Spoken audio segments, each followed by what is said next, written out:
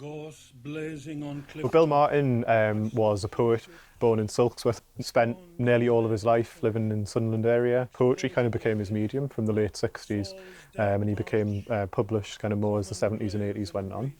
Bill's poetry, I think, is steeped in the Durham coalfield. It's steeped in the iconography of socialism, in religious traditions and motifs from around the world, really.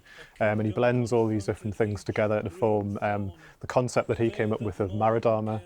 His work, as a result, is quite eclectic, and there's really nothing like it, I don't think, in terms of, you wouldn't call it simply a mining poetry. For me, it's a lot more than just that.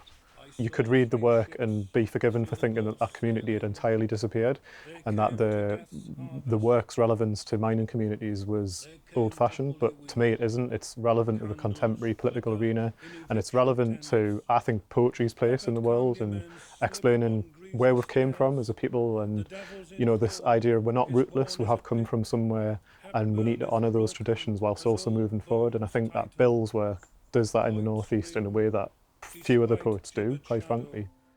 What kingdom without common feasting? When they were seated, silk banners on fellside, friends after nettle broth turned slogans into bread. By the poor, for the poor, they taught themselves. Street children cry cockerooso, generations hop across, spuggy chorus crack, cathedral choir sing anthem. Our feet shall stand in thy gates, O Jerusalem.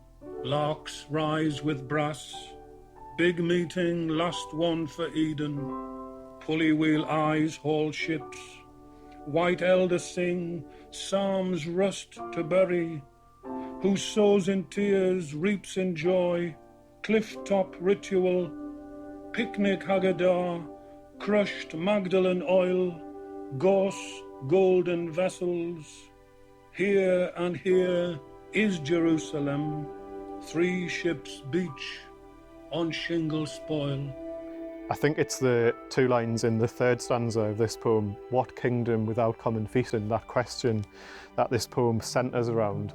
How can we have a kingdom of any kind, be it religious, political, spiritual, when everybody isn't equal? When we have, for example, food banks, and we have austerity. I think it's absolutely fundamental to the message of the Gala, this question, what kingdom without common feasting? And to me it shows that the relevance of the Gala carries on, and the relevance of Bill's message carries on, that we need to work towards a more equitable society. It's all contained in that question for me.